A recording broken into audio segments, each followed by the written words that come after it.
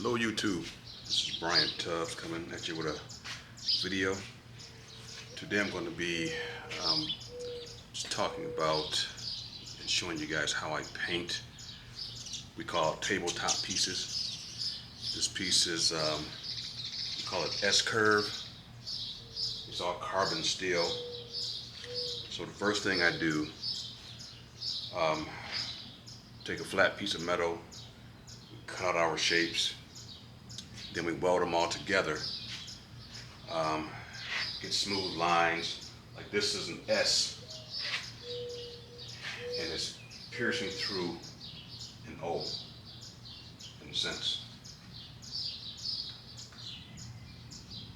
That's a side view.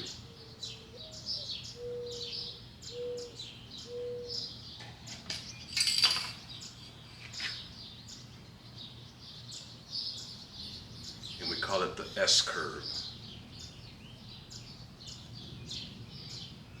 We have sold quite a few of these. The first one we made were orange, like a gold orange color with a dark gray base. Then we switched it up to like a teal color, but it's kind of a custom color that we make up. So I really can't give the color because it's something that it's kind of proprietary to what we do. But I just want to kind of show you guys how we do it, how we put the finishes on, and things for you to just kind of look out for. I'm using Duplicolor plastic adhesion promoter. I'll put that on first, let it dry for a minute or so, then I'll go on with my next coat. But before I do any painting, I'll use a torch. It could be MAP gas, it could be just regular propane, or you can use like a large torch that you would burn weeds with. You can do that too. But since these pieces are a little bit smaller, I'll just use just this small torch. And I'm gonna kind of spin you guys around and let you kind of see what we do. This is one of our smaller pieces, and I'm gonna have to kind of adjust the camera to let you guys see what else we do. Okay guys, these are just a few of the bigs we make. The sun is pretty bright out, but the one on the right we call slope.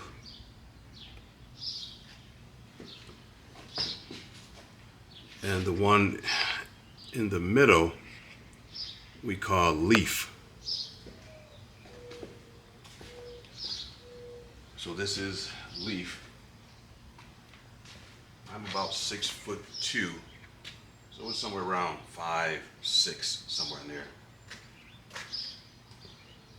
And slope is about 7'2", somewhere in there as far as height. And then this we call this one reaching. This is close to 8 feet, about 8 feet tall. And this one we call sprout. It's about right around 5'10", 6 feet. Now the material you see that we use is Cor-Ten and stainless steel. Now Cor-Ten is what you will see when you look at bridges and buildings that are made of steel. They're made of Cor-Ten. It's not mild steel. So, and what you see, it appears to be rust, but it's not rust, it's patina. Cor-Ten has copper on the inside of it, and when you put it out in the weather, the copper comes out of the Cor-Ten, wraps itself around it, and protects it from the weather. And then on the stainless steel, we use 304, like in the northern areas where there's no salt water. But if there was going to be a piece is going to be around salt water, we would use 316 stainless steel, which is your basically military grade stainless steel. So, and of course we would have to up the price on the piece because the 316 costs more than the 304. So these are just a few of the pieces I'm making. And I'm gonna turn the cameras a little bit. There's a table out there that I have set up. That's a piece of stainless steel. It's laying on the table.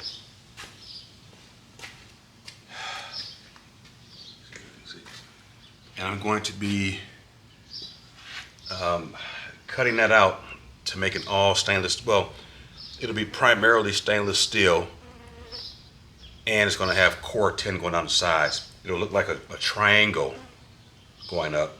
So it'll all be primarily stainless steel, but then down the sides and the base will be core 10.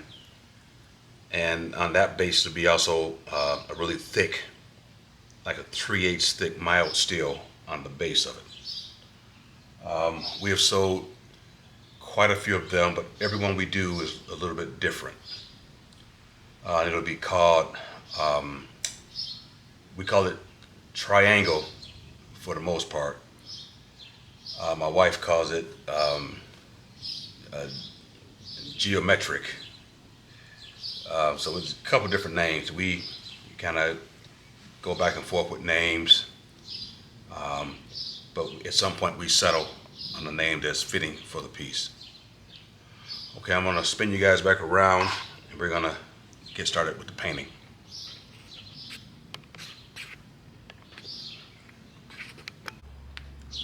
All right, guys, what we do before we start spraying any paint or anything on our pieces is take our torch. This is MAPP gas. Like I said, you can use either MAPP gas, propane in the same type of bottle, or a larger wheat burning torch. But we use MAPP gas. What we do is we take the torch, start burning, putting heat to it.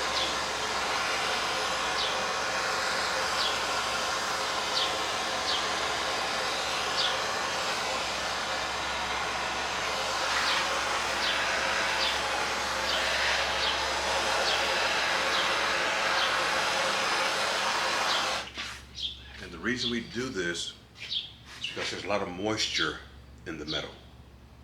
Whether it's in a shop or outside or at the metal shop where you buy the metal from, there's always going to be some moisture in the air, and it's going to collect on the metal.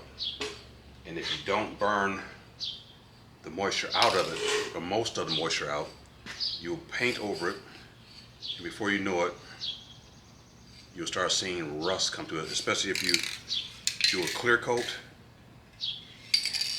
you'll start seeing rust coming through because there's moisture in the metal underneath the clear coat.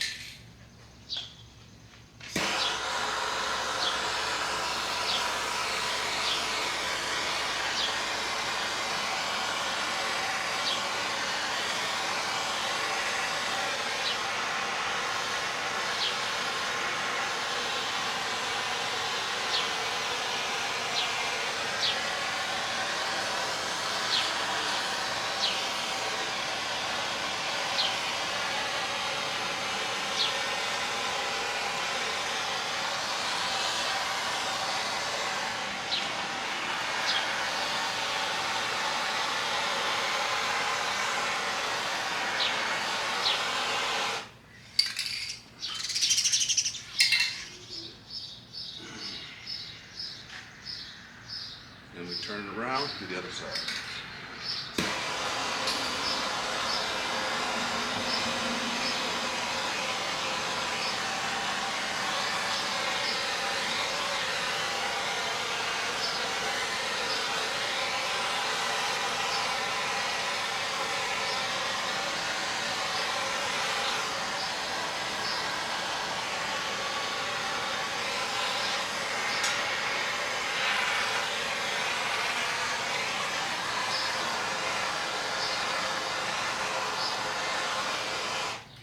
don't see any more moisture moving around, so that's pretty much it. I think I got it.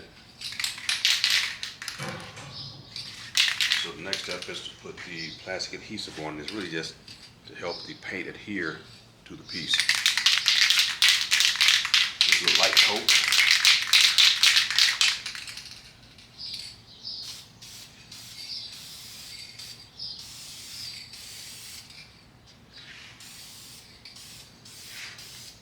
About 8 to 10 inches away. And just lightly and quickly move across it. Don't stay in one spot.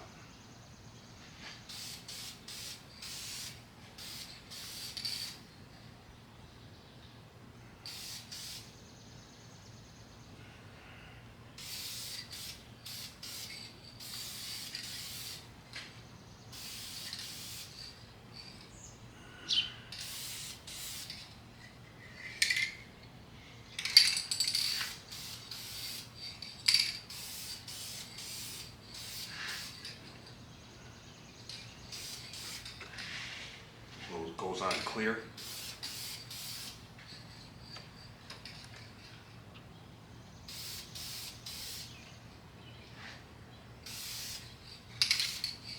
And again, just helps the other paint adhere to it.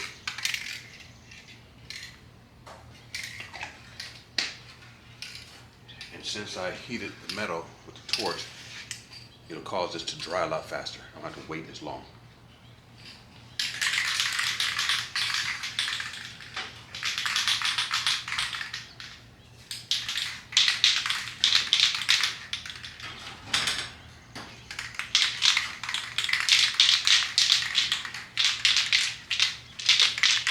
Alright, so the next step is to spray a ground coat, which will cover up all of these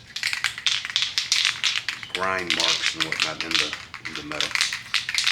Now, if this was stainless steel, I would intentionally put grind marks, different patterns in the metal, and then I would shoot paint over it, but a translucent paint where you can see the grind marks underneath the paint. But in this case, we're going to spray ground coat to just cover everything, give it just a solid base color. But again, it's going to be quick and easy, and I'm going to stay away from the piece about 8 to 10 inches. I'm not going to try and do a complete cover on the first spray, or this stuff will run like crazy.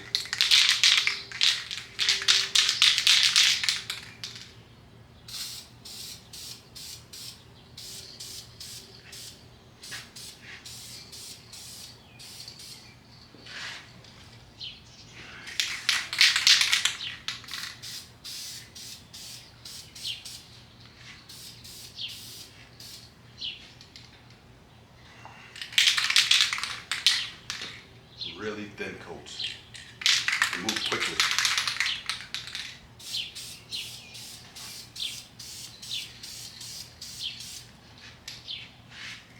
When I say move quickly, I mean don't stay in one spot spraying, or it will run, and you'll have to start all over again.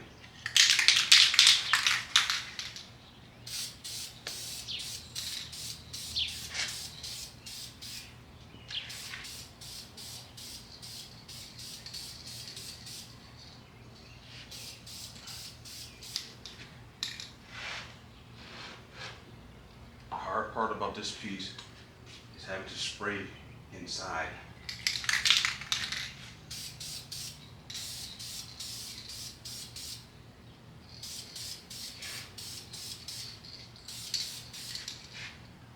What I mean by that is having to spray in there without getting too much paint on here and without getting too much paint on this side.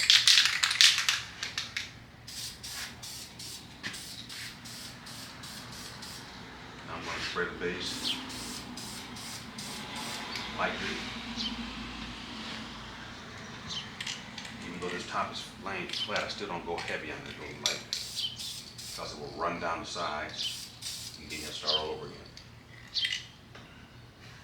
It's about 94 degrees out here today, so I shouldn't have too much problem with the paint drying fairly quickly.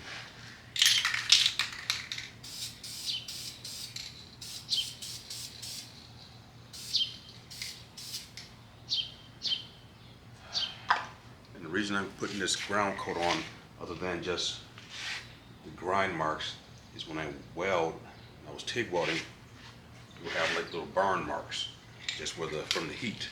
It's called haze or heat affected zone.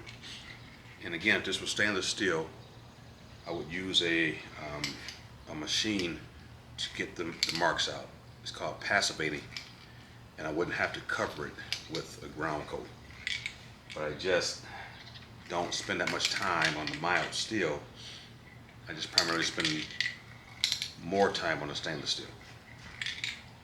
And as we go along in the videos down the road, I'll show you guys the passivating machine we use. I mean, it's really inexpensive. They sell ones that are $3,000-4,000, but the one I bought for like $200 or whatever, $250, does the same thing the other ones do, and even better.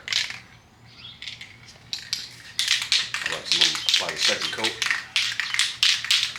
Really light coat.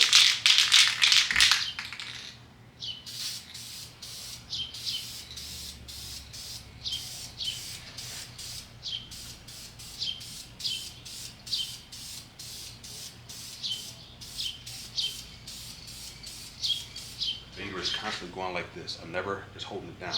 Fingers up and off, up and off. Just control the amount of paint that I'm applying.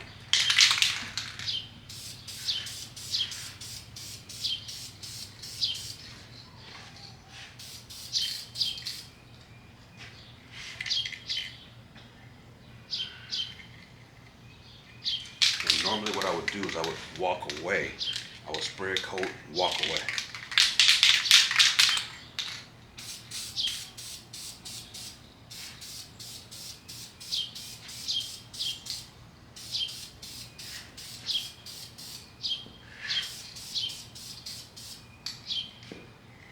And you might say, walk away, why?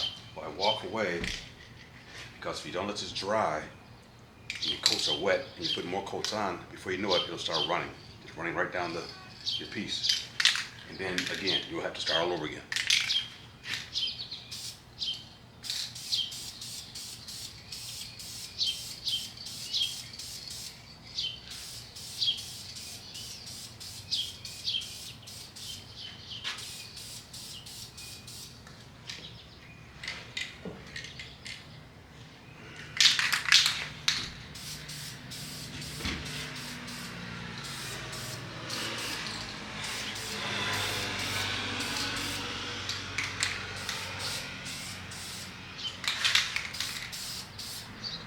What I also try to do is keep a count of how many coats I have applied, so that if anything happens, like the paint chips or anything like that, I need to take the paint off in an area, I will know how many coats I put on the first time, and I can just redo that again. Because with this paint, the more layers you put on, the darker it gets.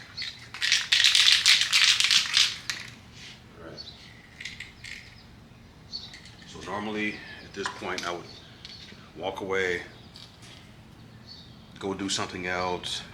If I'm cutting out another piece, I would do that. Or if I'm welding something, I would do that.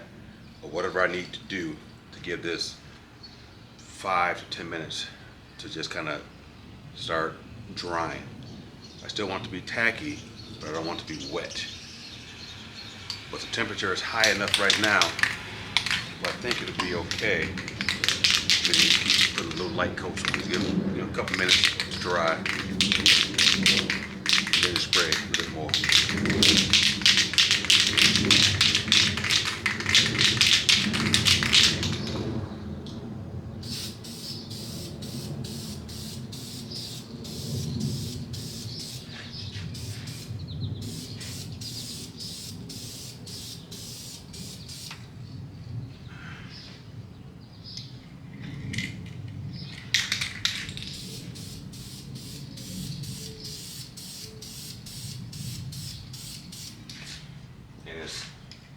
It's really easy to be rushed when you're doing this because it's so boring. You just want to get this done and move on to something else.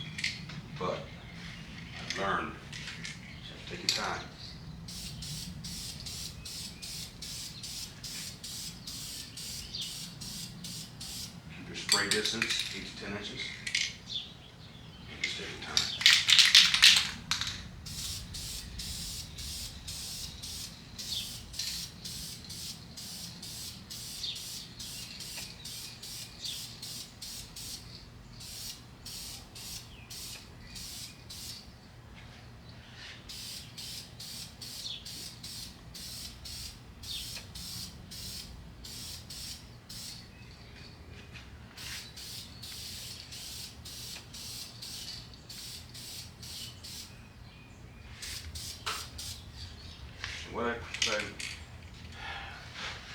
The reason I'm doing this, putting so many coats on,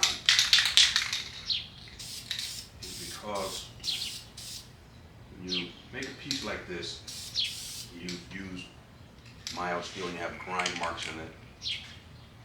Oftentimes people will skip this ground coat or primer, and they will just go right to the metal, just trying to paint the metal.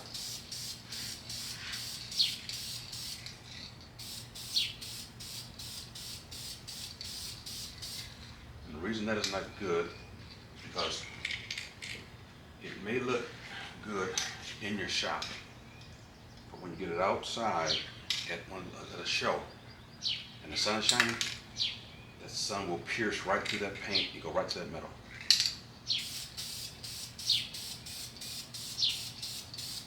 So all the imperfections that were there before I start putting this on, you will see gleaming right through that paint. And people will say, oh my goodness, is that the best they could do? They couldn't do that any better than that. They want to sell me this piece for whatever price? No, they'll walk away.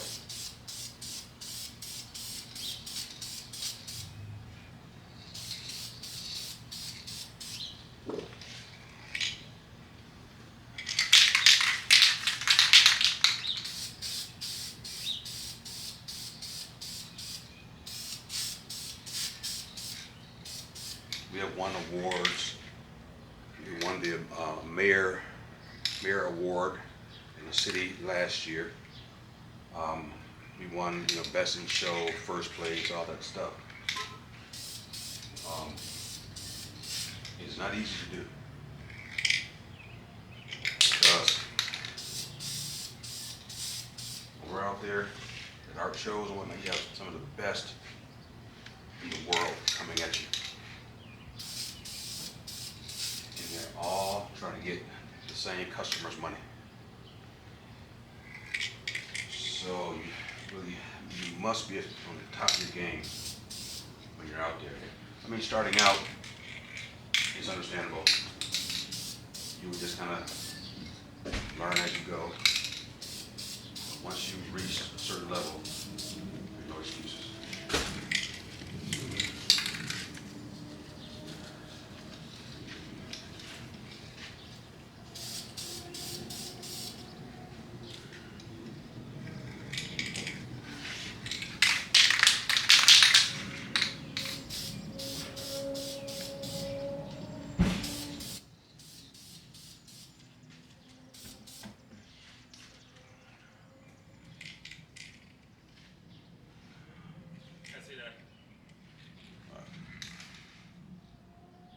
All right. So that's the ground coat.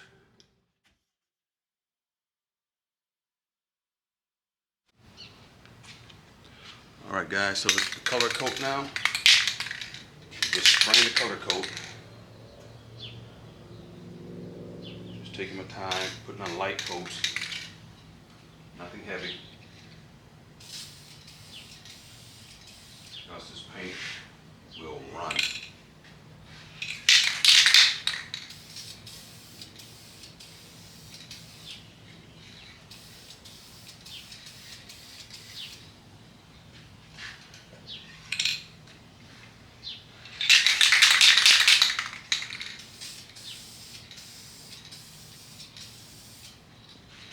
You might say, wow, he's using a spray can. Yes.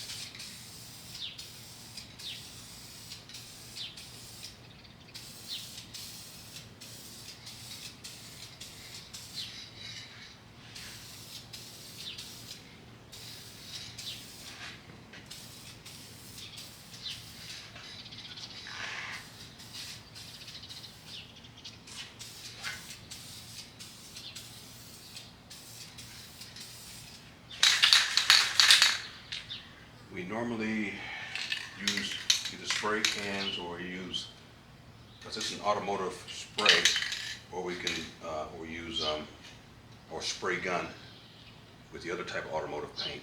It just depends on what we're doing.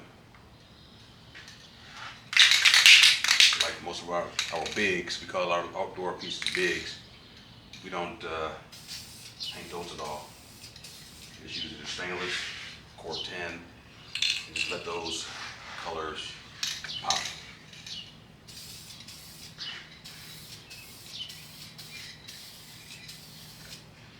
As far as powder coating goes, only sometime when we do that. Because people think there are no issues with powder coat. That is not the case.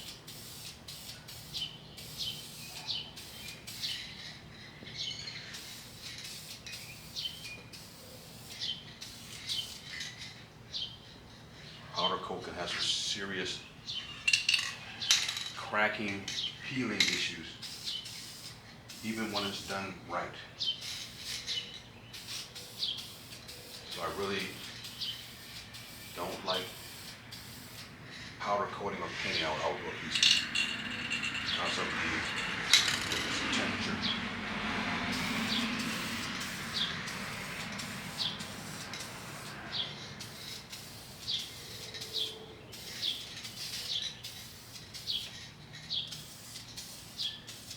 We built a piece that we call chain link. And we had a guy that we know that's a professional motorcycle painter and professional powder coater. He powder coats for automotive companies,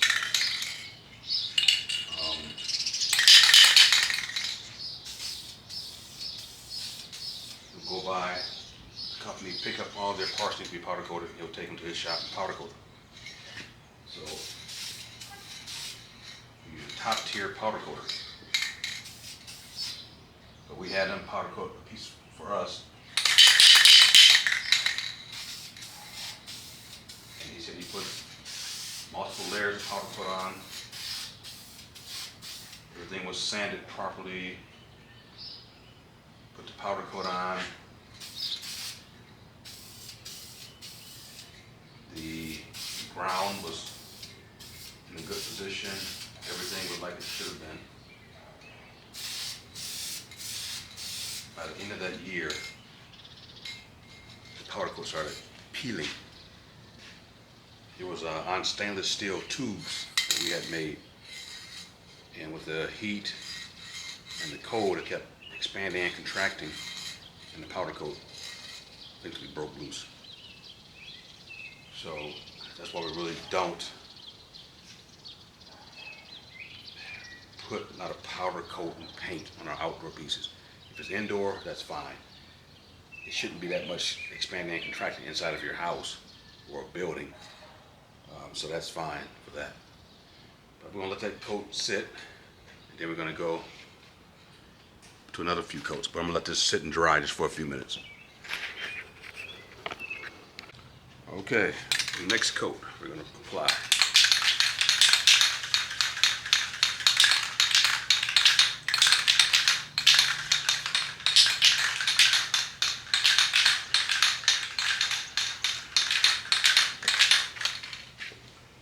Keep applying it until we get to where we want to be, then we'll move on.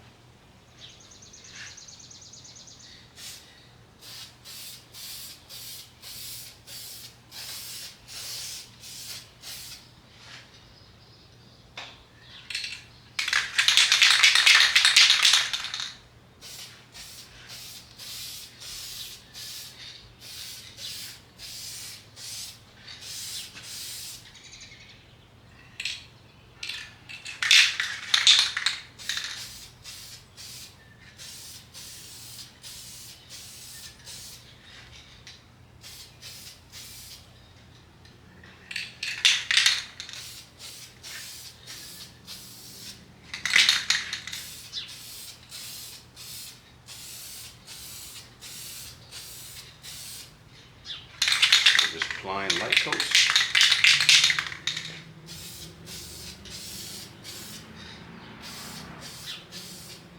Tendency I have is when I'm getting close to finishing a piece, I speed up. When I speed up, I get runs. So I gotta keep reminding myself to slow down.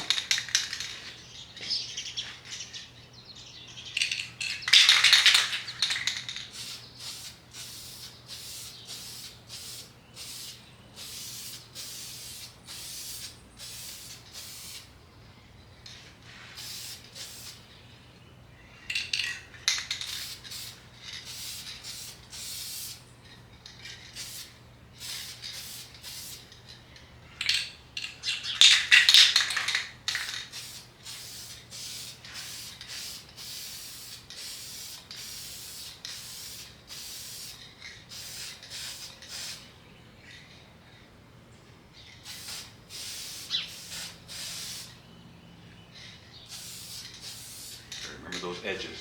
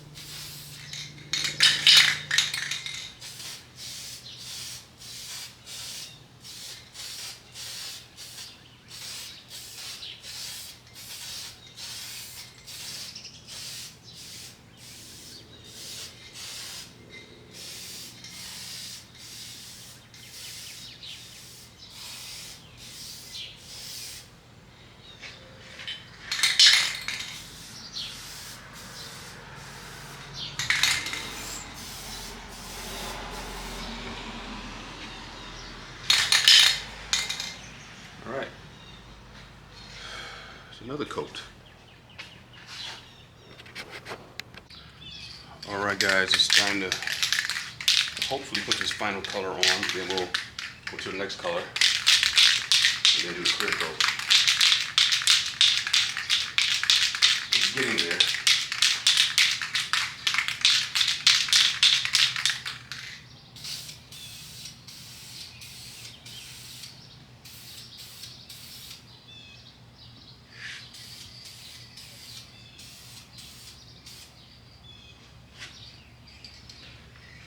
So you guys can see it.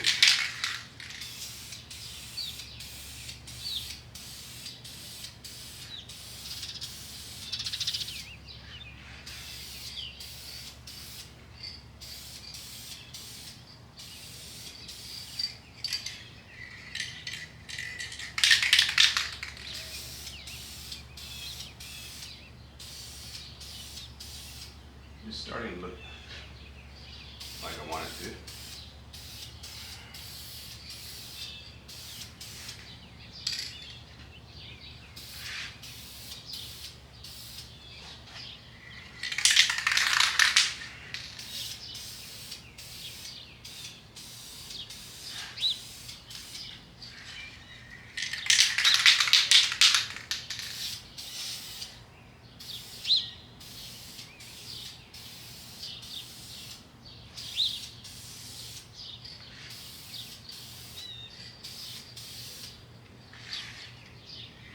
Be the final coat of this.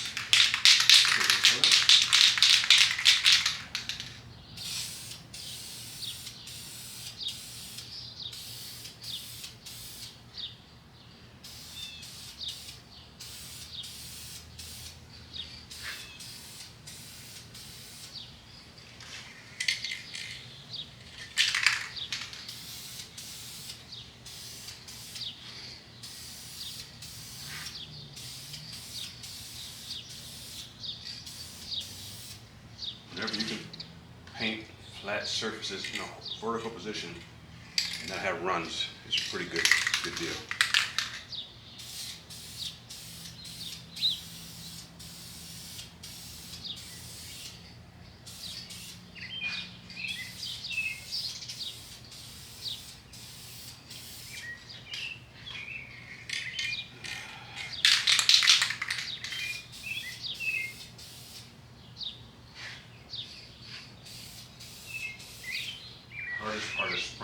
between here.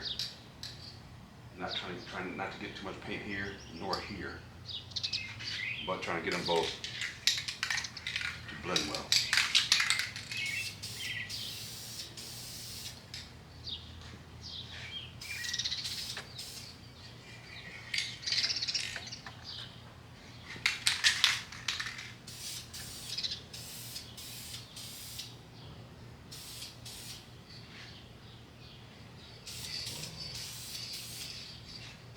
I think I'll call it quits.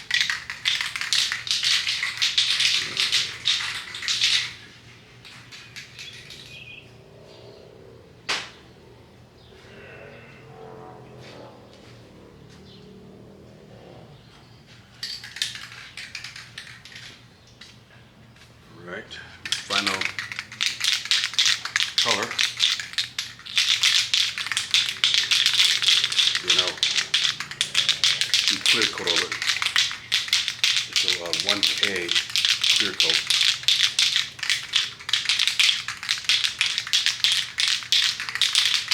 What I'm trying to do is do this in a timely fashion. I want to stay within 10 minutes of each coat so that I can get what's called a chemical bond. But if I wait too long outside of the window, I can't paint for another 48 to 72 hours. And then if you wait that long, then it's a mechanical bond. We have to take some sandpaper or some like a Scotch-Brite and rough the surface up and then spray paint. Again, that's either spray painting, or if you're using an automotive painter, whatever you're using, you want to try and get it done within a time frame where you can just have it all chemical bond. You're not having to resand unless you're having to wet sand like your clear coat or something like that. That's different. But you really don't want to get caught in the middle of not being able to finish your color coats with a chemical bond. I mean, it's not the end of the world, but it's just a lot more difficult to try and do a mechanical because you have to try and blend and all that kind of stuff. Remember how many coats you put on, all that kind of stuff.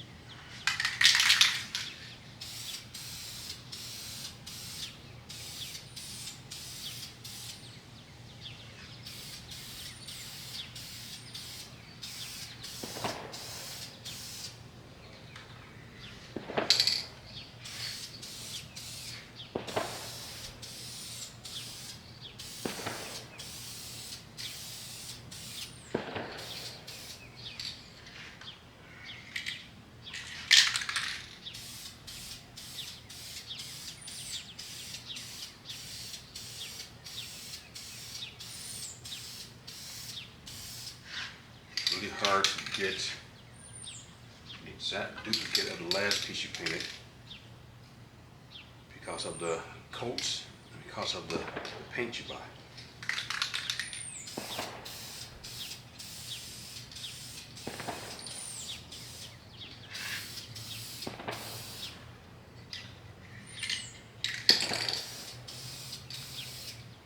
Although it's the same manufacturer, sometimes the blend of paint can be different.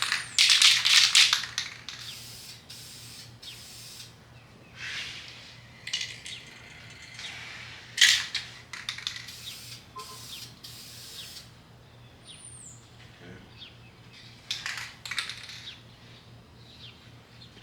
Let that sit up for just a few minutes. I'll be right back. All right, guys, we're back. I put on the final color coat.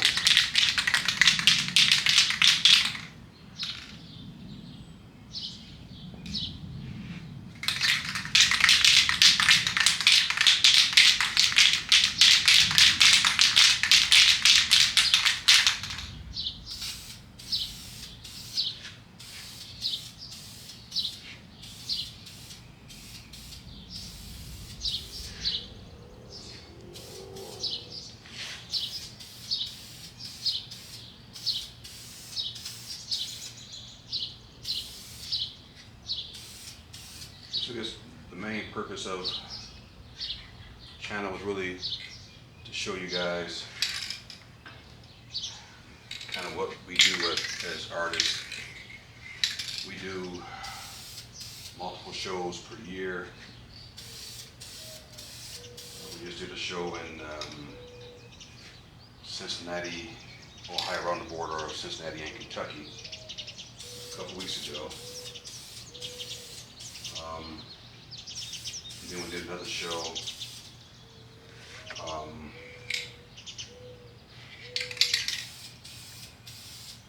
not too far from here.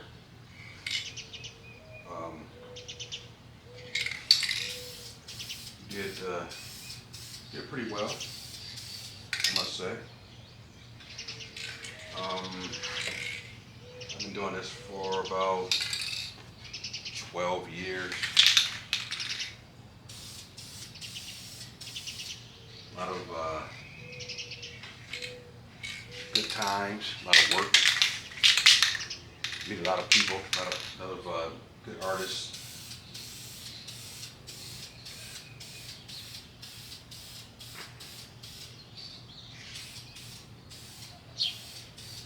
This is artists. We have our own little community where we, become pretty close because we all do the same thing and we're out there trying to accomplish some of the same goals.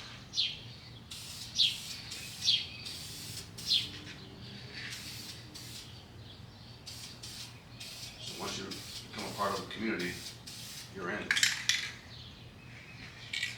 A lot of those men and women will give you the shirt off their back.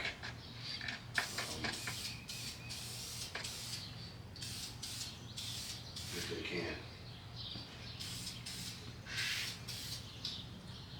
There's a lot of money to be made out there because kind of funny. People kind of lose their senses when it comes to buying art. I mean, people mortgage their houses to buy a piece of art, sell their cars, sell their trucks, do all kinds of things to buy a piece of art. It's just kind of weird the way people do things. Okay, that's going to be the final color coat. So I'll let it sit up for a few minutes and then I'll come spray on the clear coat. All right, be right back. All right, guys, I'm going to apply the final couple coats of clear. Just going to close it out. And as usual, I got to take my time.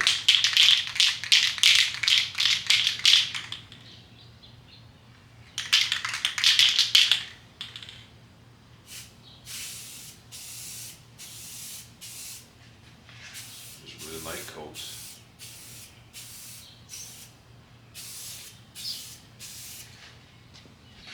Clear has a tendency to run just like paint.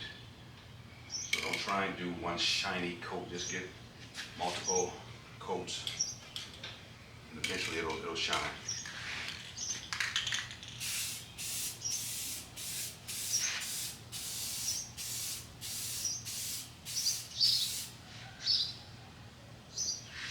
But do not try and go for a home run right away.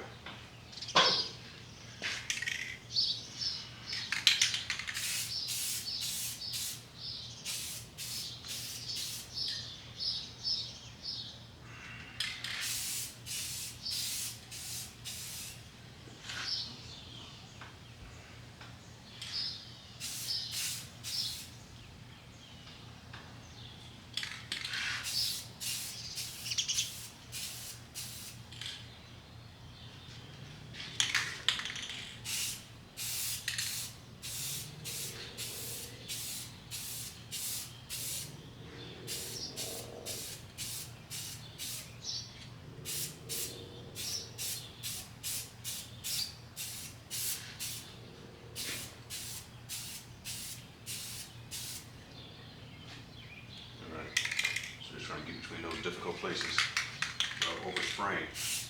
Get this paint with this clear coat to run. I need to get this far. I have to start all over again because of some runs.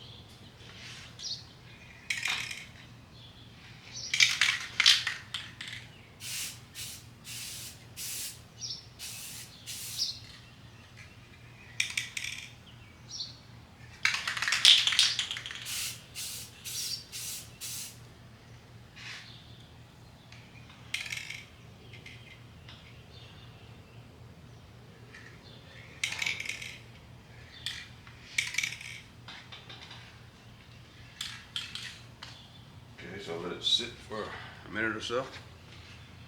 And now get ready to do it again. Hopefully the final coat.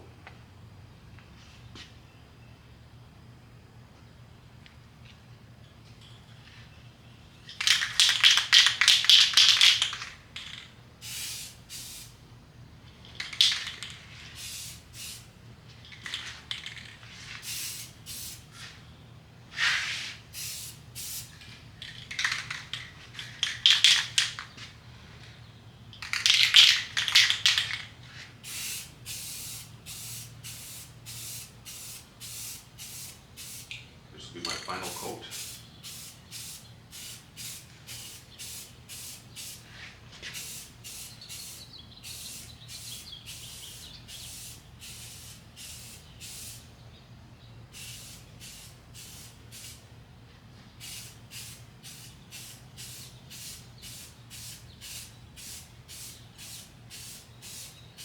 Like I said before, start off, finish off, start off, finish off. Don't finish on the piece.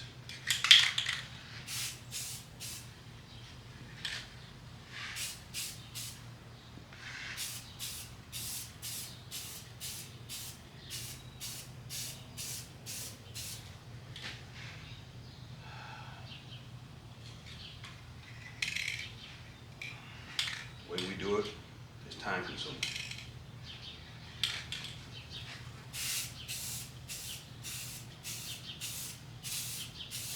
You don't have to do it like this.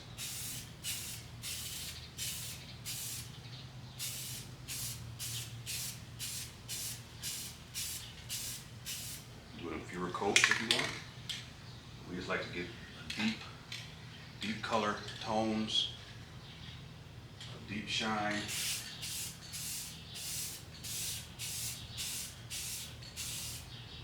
It's really paid off for us.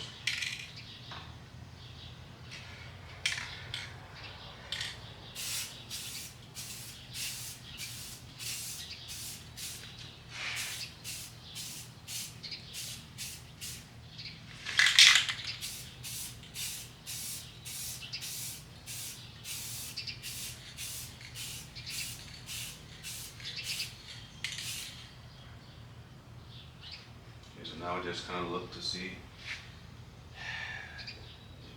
making sure it's shining where it should be. If it's not, I'll just hit it a little bit more.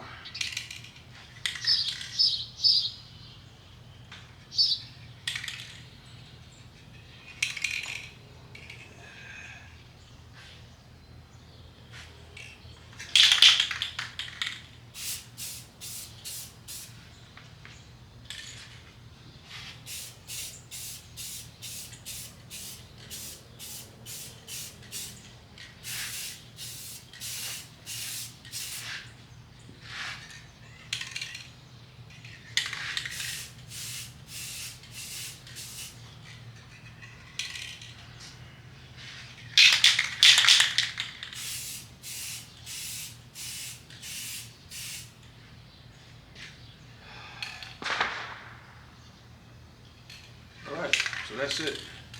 Hopefully you guys enjoyed the video. Just a little insider information on how we do it. It usually turns out pretty good. I'll take it now and put it under the heat lamps to bake the paint and clear coat on. Normally it can take, if you don't bake it on, it can take 3, 4, even 5 days sometime before you can touch it. That's how much paint and base coats and ground coats we put on. But when you put it under the heat lamps, you can pick it up, you can handle it in a matter of about 4 or 5 hours.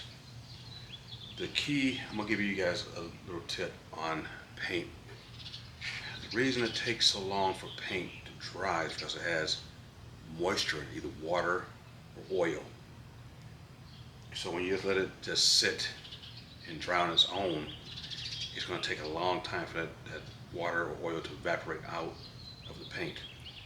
But when you put it under heat lamps or in an oven, it's going to suck the moisture out of the paint, the clear coat, in a matter of hours. And then you can handle it, you can box it up if you need to ship it, whatever you need to do is ready to go. Because our schedule is pretty busy, so I don't have time to wait 4 or 5 days for paint to dry. I used to do it, then I would rush, put it in one of our plastic wraps, put it in the box, get to the show, put the bubble wrap off, you have all these little bubble marks all over your paint or your clear coat. So to get around that, we bake it on with the heat lamps, and we don't have an issue anymore. All right, guys, it's been fun. I will talk to you soon on the next video. All right, thank you. Bye.